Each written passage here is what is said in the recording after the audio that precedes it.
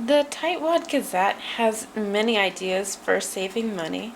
The idea that I was looking for today was how to save money on coffee.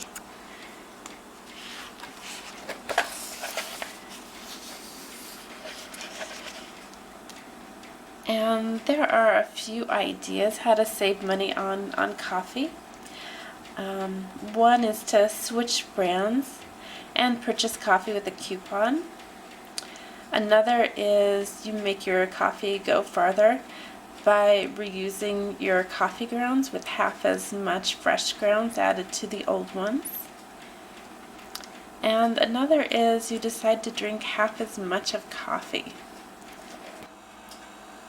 After I was reading the Tightwad Gazette, I was thinking how I could save money on coffee. My current coffee cup holds 12 ounces, and the new coffee cup that I'm using holds 10 ounces. So I was thinking if my coffee cup is smaller, then I might be able to use less coffee. So this is how I make a cup of coffee.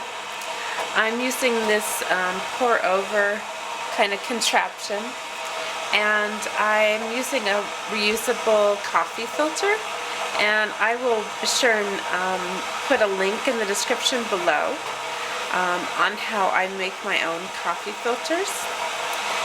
And for the coffee, what I'm using is 1 tablespoon of coffee.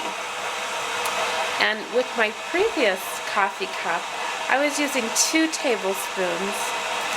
And I've tried to reduce the amount of coffee that I used in my other coffee cup, but it was just way too weak.